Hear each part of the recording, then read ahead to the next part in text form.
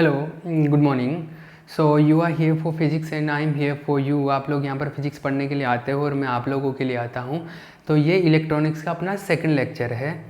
तो पहले वाले लेक्चर में मैंने इलेक्ट्रॉनिक्स का बेसिक आइडिया डेवलप किया था कि बेस इलेक्ट्रॉनिक्स में क्या चीज़ें आती है, और इलेक्ट्रॉनिक्स को जो हम लोग पढ़ते हैं तो उसके लिए हमारे को छोटी छोटी चीज़ें आना बहुत ज़रूरी है कि हमारे को करंट के बारे में, वोल्टेज के बारे में, या इन छोटी छोटी चीज़ों के बारे में पहले आइडिया होना चाहिए, तभी हम बड़े सर्किट्स को आसानी से डील कर पाएंगे, उनको स्टडी कर पाएंगे। ठीक है। और इलेक्ट्रॉनिक्स का बेसिक जो डेफिनेशन वो हमने पढ़ा था।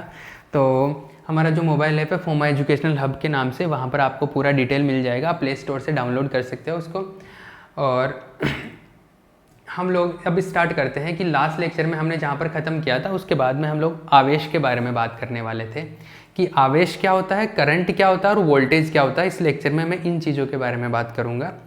तो आवेश जो चार्ज बोलते हैं जिसको, तो देखो आवेश क्या है या चार्ज क्या है। आवेश, तो आवेश क्या है, चार्ज क्या है, उसको मैं अलग अलग तरीके से बता सकता हूँ। अगर मैं ईएमटी पढ़ा रहा होता फर्स्ट ईयर में तो मैं उस चार्ज को अलग तरीके से बताता। उसमें मैं ये बताता कि क्या कि एक कोई भी एक पार्टिकल का वो गुण जिसकी वजह से क्या होता है, उसके इलेक्ट्रिक फील्ड जनरेट होता है ना, उसके इलेक्ट्रिक फील्ड से रिलेट करते हुए मैं उसको एक्सप्लेन करता। लेकिन मैं यहाँ पर एक दूसरी चीज़ से एक्सप्लेन करूँगा उसको। तो यहाँ पर मुझे किस वे में उसको काम में लेना, उसके हिसाब से मैं उसका आइडिया देने की कोशिश करूँगा। तो हम लोग बात करने वाले चार्ज और आवेश की। तो देखो आवेश से पहले एक दूसरी चीज़ बताना। मैं आपसे पूछूं कि मास क्या होता है, द्रव्यमान क्या होता है। मास, जैसे ये बोलते हैं ना कि ये इसका 50 ग्राम मास है, तो मास का क्या मीनिंग होता है, द्रव्यमान का मतलब क्या होता है। चलो मैं एक्सप्लेन करता हूँ। जैसे मान लो आप दो चीज़ों के बीच में, कोई भी दो चीज़ें हैं उनके बीच में गुरुत्वाकर्षण बल लगता है ना, ग्रेविटेशनल फोर्स। जैसे उस ग्रेविटेशनल फोर्स को मैं बोल दूँ एफ जी, तो उसका वैल्यू होता है G m1 m2 upon R square. ये फॉर्मूला होता है। तो कोई दो चीज़ों के बीच में ग्रेविटेशनल फोर्स, गुरुत्वीय बल लगता है। कब लगता है? जब उनके अंदर मास हो, द्रव्यमान हो। अगर उनका मास जीरो है, जैसे मान लो कि m1 क्या है, जीरो है, मास m1 जो है, m1 द्रव्यमान जीरो है, तो fg क्या हो जाएगा, जीरो हो जाएगा। इसका मतलब क्या है? इसका मतलब ये है कि गुरुत्वीय बल, ग्रेविटेशनल फोर्स लगने के लिए हमारे पास में क्या होना चाहिए, मास होना चाहिए। या मैं ये बोल लूँ कि मास वो फैक्टर है, द्रव्यमान वो कारक है जिसकी वजह से ग्रेविटेशनल फोर्स लग रहा है। अब मास का ये कोई पर्टिकुलर डेफिनेशन नहीं है कि ऐसा ही हो, लेकिन मुझे जो काम में लेना मैं उसके हिसाब से बना रहा हूँ। तो मास क्या फैक्टर है जिसकी वजह से ग्रेविटेशनल फोर्स लग रहा है, वो कारक क्या है, मास है, द्रव्यमान है। तो वह कारक जिसके कारण गुरुत्वीय बल लगता है उसे क्या बोलते हैं, द्रव्यमान बोलते हैं। ठीक है। तो that factor of a material या that property of a material due to which gravitational force applies is known as mass. तो इस तरीके से हम लोग इसको मास को डिफाइन कर सकते हैं। तो जैसे मास की वजह से क्या होता है, ग्रेविटेशनल फोर्स लगता है, उसी तरीके से मैं ऐसे बोल लूँ कि अगर हमने एक ये भी पढ़ा ना इलेक्ट्रोस्टैट में, स्थिर वैद्युतिकी में हमने एक फॉर्मूला ये भी पढ़ा है इसके जैसा। तो मैं अगर यहाँ पर ये बोल लूँ कि अगर Q1 का वैल्यू जीरो है, इसका मतलब कि F ही क्या हो गया, जीरो। इसका मतलब है कि आवेश जो चीज़ है उसका वैल्यू जीरो हो गया, तो इलेक्ट्रोस्टैटिक फोर्स भी क्या हो गया, जीरो हो गया। इसका मतलब है कि इलेक्ट्रोस्टैटिक फोर्स लगने का यहाँ पर क्या कारण है, यहाँ पर कौन सा कारक है जिसकी वजह से इलेक्ट्रोस्टैटिक फोर्स एग्जिस्ट कर रहा है, जो कारक है उसको आवेश बोल रहे हैं। जैसे यहाँ पर द्रव्यमान के कारण गुरुत्वाकर्षण बल लग रहा था, यहाँ पर आवेश के कारण स्थिर वैद्युतिकी बल, इलेक्ट्रोस्टैटिक फोर्स काम कर रहा है। तो यहाँ के सेंस में अगर मैं बात करूँ तो मैं ऐसे बोल सकता हूँ कि किसी पदार्थ का या किसी पार्टिकल का वो प्रॉपर्टी, वह गुण जिसके कारण उस पर क्या लग रहा है, इलेक्ट्रोस्टैटिक फोर्स अप्लाई हो रहा है, स्थिर वैद्युतिकी बल कार्य करता है, उसको हम लोग क्या बोलते हैं, आवेश बोलते हैं, चार्ज बोलते हैं।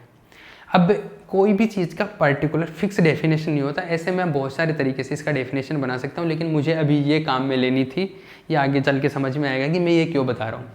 ठीक है, तो आवेश क्या है? जिसकी वजह से इलेक्ट्रोस्टैटिक फोर्स लग रहा है वो अपने पास में क्या है, उसको हम लोग बोल रहे हैं आवेश, चार्ज है। क्लियर है? ये चार्ज का डेफिनेशन हो गया। अब देखो, चार्ज था उसके बारे में बात हो गई। अब ये चार्ज अगर मोशन करने लग जाए, गति करने लग जाए वायर के अंदर, तो जब वायर के अंदर जब चार्ज गति करेगा तो उस गति को, उस मोशन को जब हम स्टडी कर रहे हैं तो एक नया टर्म डिफाइन करते हैं, एक नया वर्ड लेके आते हैं। उस नए वर्ड को बोलते हैं हम लोग क्या? करंट, धारा।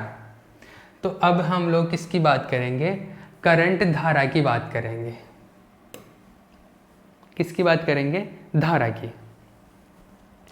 करंट मतलब धारा। अब मैं भी आपको धारा, करंट के बारे में आइडिया हो, लेकिन मैं उस जो आपके दिमाग में है ना कि आवेश प्रवाह की दर को धारा कहते हैं, the rate of flow of charge is known as current, मैं उससे बाहर आपको चीज़ों का एहसास कराऊंगा कि वाकई में करंट किस वे में हम लोग इसको फील कर पाते हैं। ठीक है, तो जो करंट है, धारा, वो क्या है? बेसिक डेफिनेशन तो आपको भी पता है क्या, कि आवेश प्रवाह की जो दर होती है, rate of flow of charge, आवेश प्रवाह की दर, आवेश प्रवाह की दर,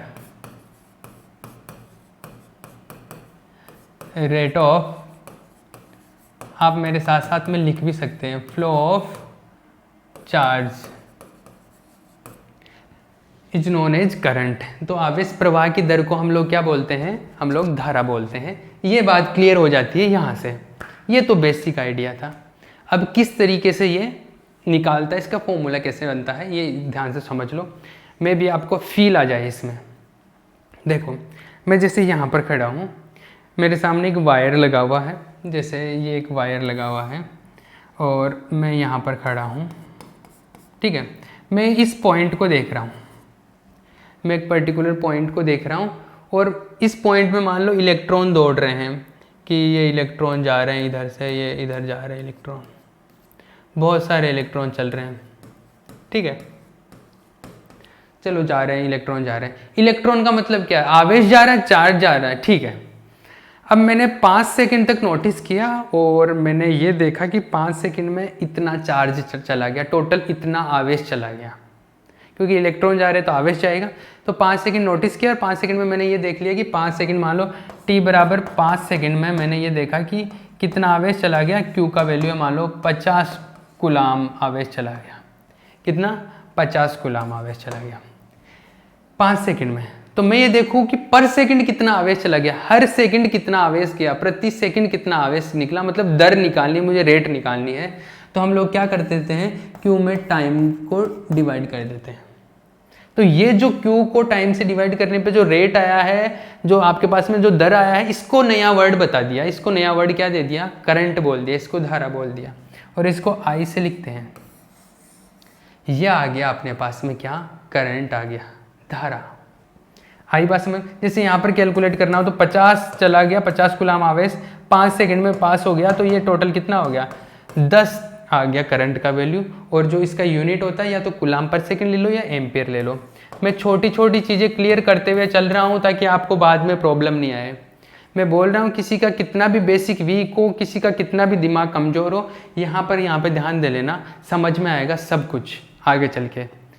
तो ये जो शुरू के लेक्चर है ये बहुत ज़्यादा इंपॉर्टेंट है और मैं तो ये समझता हूँ कि यही इंपॉर्टेंट है सबसे ज़्यादा। अगर किसी को बेसिक क्लियर नहीं है ना, आगे भले ही आप कितना ही क्वेश्चन कर लो, कितना ही थ्योरी पढ़ लो, कितना वो, आपको हमेशा ऐसा लगेगा कि रट रहे हैं हम लोग, फील नहीं आएगा। ठीक है, तो बेसिक आइडिया मैं यहीं पर डेवलप कर रहा हूँ। ये करंट आ गया आपके पास में। ठीक है, इसका यूनिट क्या होता है? एम्पियर होता है। क्लियर है? अब करंट से रिलेटेड मैं कुछ और बातें बताता हूँ आपको। आपको अगर ये कॉपी करना हो तो साथ साथ कर सकते हो, अगर समझ में आ रहा है तो। अगर साथ साथ समझ में आपको सुनना है, बाद में लिखना, तो आप पॉज करके फिर लिख सकते हो। ठीक है, तो हमने करंट के बारे में एक चीज़ पढ़ ली क्या, कि I इक्वल्स टू क्या होता है? Q/T, ये इसका फॉर्मूला होता है। और जो इसका यूनिट होता है, जो इसका इकाई होता है वो क्या आता है, एम्पियर आता है, एम्पियर। ये बातें सबको पता होगी। या इसका कूलाम पर सेकंड भी आता है, ये भी मात्रक होता है, ये भी यूनिट होता है इसका। अब मैं कुछ और बातें करता हूँ। जैसे कोई भी बैटरी लगी हुई होती है, कोई भी सर्किट होता है, जैसे मान लो एक मैं ऐसा सर्किट बना रहा हूँ ऐसा, इसमें ये मैंने एक बैटरी लगा दी, इसको ये डीसी बैटरी है, ठीक है। मतलब इस तरीके से हम बड़ा प्लेट और छोटा प्लेट बनाते हैं, एक तरफ बड़े प्लेट को पॉजिटिव लिखते हैं, छोटे प्लेट को नेगेटिव लिखते हैं, तो हम इसको डीसी बैटरी बोलते हैं। तो ये अपने पास में क्या है, हमारे पास में क्या है, डीसी बैटरी है। ये डीसी बैटरी लगा दिया मैंने। अब ऐसा जैसे ये सर्किट है, पहली चीज़ तो जब तक मैं इन तारों को कनेक्ट नहीं करूँगा, जोड़ूंगा नहीं, मतलब सर्किट जब तक कंप्लीट नहीं होगा तब तक इलेक्ट्रॉन, करंट का मतलब क्या है, इलेक्ट्रॉन ही तो चल रहे हैं ना। अब देखो करंट की डायरेक्शन के बारे में बात कर रहा हूँ, यहाँ पर देखना, इलेक्ट्रॉन तो है वो इधर से चलते हैं, नेगेटिव से बाहर निकलते हैं, इलेक्ट्रॉन ऐसे चलेंगे, इधर से चलते हैं इलेक्ट्रॉन। अगर ये मान लो तार जुड़ा हुआ है तो ये जोड़ दिया मैंने तार, तो इलेक्ट्रॉन तो इधर से जाएंगे, ये इलेक्ट्रॉनों की चलने की डायरेक्शन है, ऐसे आएंगे इलेक्ट्रॉन, ठीक है। तो ऐसे निकलेंगे इलेक्ट्रॉन, और जैसे बैटरी के अंदर से इलेक्ट्रॉन निकलेंगे, बैटरी क्या करता है, एनर्जी देता है, तो बैटरी से एनर्जी लेके जाएंगे और ये प्रतिरोध लगा हुआ है। प्रतिरोध का मतलब कोई भी डिवाइस लगी हुई, मान लो पंखा लगा हुआ है, यहाँ पर ये क्या है अपने पास में, एक फैन लगा हुआ है, ठीक है। तो इलेक्ट्रॉन बैटरी के अंदर से एनर्जी लेके जाएंगे और इधर से जाके जो पंखा है उस पंखे को एनर्जी दे देंगे, और वो एनर्जी पंखे को चलाने में खर्च हो जाएगी। फिर बाकी जो इलेक्ट्रॉन है वो एनर्जी तो खत्म हो गई, वापस से बैटरी के पास आ जाएंगे। तो यहाँ से निकलेंगे और एनर्जी लेके जाएंगे, और फिर जो भी डिवाइस लगी है वहाँ पर जाके एनर्जी दे देंगे और फिर बैटरी के पास आ जाएंगे। फिर ऐसे चलता जाएगा, वापस से बैटरी के पास आ जाएंगे। तो ऐसे घूम फिर के बैटरी से एनर्जी लेते जाते हैं और वापस जिस डिवाइस पे जाना है उस पे जाके एनर्जी दे आते हैं, फिर वापस। तो इलेक्ट्रॉन क्या कर रहे हैं, एक तरीके से इलेक्ट्रॉन एनर्जी लेके जाते हैं। जैसे इलेक्ट्रॉन ऐसा है कि एक पिकअप है इलेक्ट्रॉन, और यहाँ से एनर्जी पिक करता है और यहाँ पर एनर्जी को दे के वापस आ जाता है। मतलब जैसे ट्रक होता है ना, क्या करता है, माल उठाते हैं और छोड़ के आते हैं और फिर वापस आ जाते हैं, फिर छोड़ के आते हैं, फिर। तो ये इलेक्ट्रॉन भी ऐसे काम कर रहे हैं, एनर्जी उठाते हैं और जो भी डिवाइस लगी हुई है, जो भी युक्ति लगी हुई है वहाँ पर एनर्जी देते हैं, एनर्जी वहाँ पर खर्च हो जाती है, काम में आ जाती है और वापस आ जाती है बैटरी के पास। फिर बैटरी एनर्जी दे देता है। बैटरी के पास एनर्जी कहाँ से आती है, बैटरी में तो जो केमिकल रिएक्शन होता है ना वहाँ से आती है एनर्जी। उसके अंदर H2SO4 या कॉपर सल्फेट या बहुत सारा जो केमिकल होता है वहाँ से एनर्जी क्रिएट होती रहती है रिएक्शन की वजह से, और वो एनर्जी बनती है, वो इलेक्ट्रॉन लेके निकल लेता है, फिर एनर्जी देके घूम फिर के ऐसे आ जाता है। ये इलेक्ट्रॉन के चलने की डायरेक्शन है। लेकिन जो करंट की डायरेक्शन है, वो करंट की डायरेक्शन को हम लोगों ने शुरू में ऐसे बोल दिया कि हम लोग इलेक्ट्रॉन की डायरेक्शन की उल्टी डायरेक्शन में मानेंगे। तो एक सिस्टम बना लिया कि चलो उल्टी डायरेक्शन में मानेंगे, तो एक चिन्ह पद्धति बना ली, साइन कन्वेंशन बना लिया, तो उसी पैटर्न को फॉलो कर रहे हैं सब। तो जैसे इलेक्ट्रॉन ऐसे चल रहा है तो हम लोग करंट के लिए ऐसे बोलते हैं कि करंट ऐसे चलता है, ये करंट की डायरेक्शन हो गई। आई बात समझ में? मतलब पॉजिटिव प्लेट से करंट बाहर की तरफ निकलता है और नेगेटिव प्लेट में अंदर की तरफ जाता है। ये करंट की डायरेक्शन के बारे में हो गया। क्लियर है? अरे सब कुछ चमक रहा ना। जैसे हम लोग इसको अगर फील करना चाहे तो ये ऐसा है, छोटी छोटी चीज़ों का अगर अब ये फील आ गया ना तो बहुत मज़ा आएगा। अगर आप इन चीज़ों को समझ के नहीं चलते हो ना तो फिर बाद में बड़ा पछताओगे। जैसे मैं एक सर्किट बनाता हूँ, यहाँ पर हम लोग मान लो कि एक मैंने ये वायर ले लिया, ये एक बैटरी है, ये बैटरी यहाँ पे कनेक्ट कर दिया, चलो ये बैटरी है, ठीक है। और मैं एक ये प्रतिरोध लगा देता हूँ, एक रेसिस्टेंस लगा दिया मैंने ये, तो इसको थोड़ा नीचे कर लेते हैं हम लोग कि ये लो। एक बल्ब भी लगा देते हैं, चलो एक बल्ब लगाएंगे। उससे पहले मैं एक वायर कनेक्ट कर देता हूँ, ये वायर हो गया। अब मैं एक स्विच लगा देता हूँ, तो स्विच जो है बटन लगा देता हूँ, जिसको ऑन ऑफ करेंगे तो हमारे को करंट फ्लो होगा। किस तरीके से फ्लो होगा उसके बारे में पता चलेगा। तो सबसे पहले तो मैं यहाँ पर एक स्विच भी लगा दिया, मैं वायरिंग कनेक्ट कर रहा हूँ अभी। तो ये अपना सर्किट ऑलमोस्ट तैयार हो गया, ये लो, ठीक है। अब जैसे यहाँ पर इलेक्ट्रॉन्स हैं, अब इलेक्ट्रॉन चलना शुरू करेंगे, लेकिन जब तक शुरू नहीं करेंगे जब तक यहाँ पे सर्किट टूटा हुआ है। देखो सर्किट मैंने ये टूटा हुआ है। स्विच का मतलब ये होता है, स्विच क्या कर देता है, स्विच ऑफ होता है तो इसका मतलब है कि वहाँ पर तार टच नहीं हो रखे, तो ये तार टच नहीं हो रखे, वायर टच नहीं है, तो ये तार अभी टच नहीं है, ठीक है। अब अगर आगे बात करें, जैसे मैं इसको टच करूंगा इलेक्ट्रॉन चलना शुरू कर देंगे, बैटरी से एनर्जी लेके निकलेंगे, और फिर क्या होगा, इससे जो भी लगे हुए, जैसे बल्ब लगा हुआ एक प्रतिरोध लगा हुआ, इन दोनों को एनर्जी देंगे और वो वापस बैटरी के पास आ जाएंगे घूम फिर के। देखो कैसे ये इलेक्ट्रॉन निकल रहे हैं इधर से, जैसे स्विच कनेक्ट किया, अब इसको रास्ता मिल गया ना, पहले टूटा हुआ था ये रास्ता, पगडंडी था, ये टूटा हुआ था, अभी कनेक्ट हो गया। अब ये इलेक्ट्रॉन जा रहे हैं धीरे धीरे, इलेक्ट्रॉन चल रहा है। इलेक्ट्रॉन चलने का मतलब करंट जा रहा है एक तरीके से, तो करंट जा रहा है, बल्ब में से जा रहा है, फिर प्रतिरोध में से आ रहा है, इनको एनर्जी दे देता है। जैसे बल्ब जल रहा है, यहाँ पर ये जो येलो लाइट दिख रहा है मतलब बल्ब जल रहा है, ठीक है। अगर करंट की डायरेक्शन की बात करूँ तो करंट की डायरेक्शन इसकी उल्टी होगी, ये होता ना, तो ये इलेक्ट्रॉनों की डायरेक्शन होगी, करंट की डायरेक्शन शो करता हूँ मैं आपको। तो करंट की डायरेक्शन को बताते तो हम लोग इस तरीके से बता देते हैं, इलेक्ट्रॉन की डायरेक्शन ऐसे उल्टा, क्योंकि बैटरी में ये वाला पॉजिटिव है और ये वाला कौन सा है, नेगेटिव साइन है। क्लियर है, तो ये डायरेक्शन समझ में आ गई।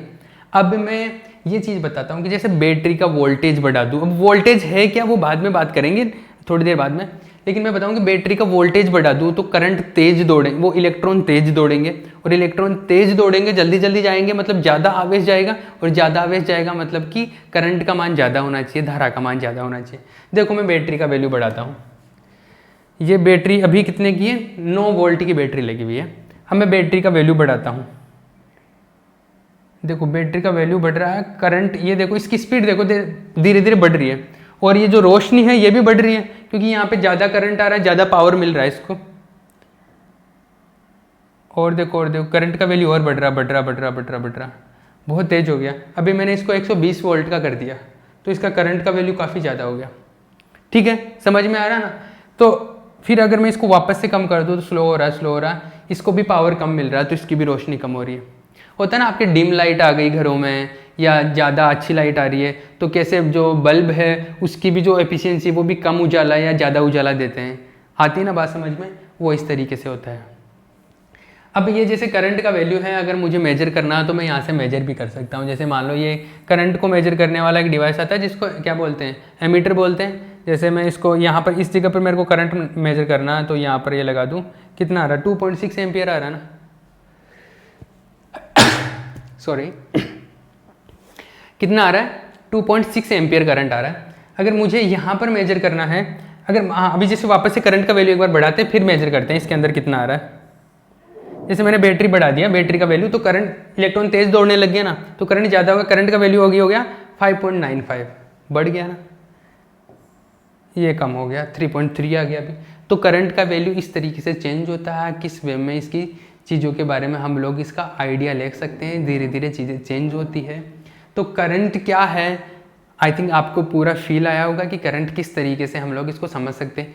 इलेक्ट्रॉनिक्स में जो भी सर्किट में पढ़ाऊंगा ना, हर एक सर्किट इसमें मैं हम लोग इसको बना के देखेंगे कि किस तरीके से काम करता है, कैसे किसी भी, अब आपको किसी भी पॉइंट पे अगर मान लो कि कोई भी ब्रांच है उस पर आपको करंट मेजर करना है, आप यहाँ से मेजर कर सकते हो ना। तो जैसे मैं आपको सर्किट बनाऊंगा उसमें मैं दिखाऊंगा कि करंट, हम लोग पहले तो थ्योरी से प्रूफ कर देंगे उसको, उसका कैलकुलेशन करके, फिर हम लोग सर्किट बना के ऐसे ऐसे मजे लेंगे इसके कि अच्छा यहाँ पर करंट इतना आ रहा था थ्योरी के हिसाब से या अपनी कैलकुलेशन के हिसाब से आ रहा है कि नहीं, हम लोग चेक करके देखेंगे। ठीक है, इस तरीके से चलता जाएगा, हम लोग कुछ भी सर्किट बना सकते हैं। क्लियर है, ये हो गया आपका करंट के बारे में और चार्ज के बारे में। अभी जो नेक्स्ट लेक्चर है वो वोल्टेज का लेक्चर है, उसमें हम वोल्टेज के बारे में बात करेंगे। तो वो काफ़ी इंपॉर्टेंट चीज़ है, जो वोल्टेज का है वो काफ़ी इंपॉर्टेंट बात है, उसको बहुत अच्छे से सीख लेना, वो बहुत ज़रूरी है। पूरा जो फिजिक्स है वो वोल्टेज पे बहुत तरीके से डिपेंड है। वोल्टेज है जिसको आप पोटेंशियल बोलते हैं, वो क्या होता है उसके बारे में, तो नेक्स्ट चीज़ उसके बारे में डिस्कस करेंगे। ठीक है, और जो भी जिसने भी मोबाइल ऐप डाउनलोड नहीं किया, मोबाइल ऐप डाउनलोड कर ले, वहाँ पर पूरे लेक्चर मिलेंगे। और फीस हमने काफ़ी कम रखी है, आप वहाँ पर जाके देख ले, आपको काफ़ी कम है, मिल जाएगी। 1000 रुपये से भी नीचे है, एक पेपर का फीस है, तो वो आपको मिल जाएगा। ठीक है।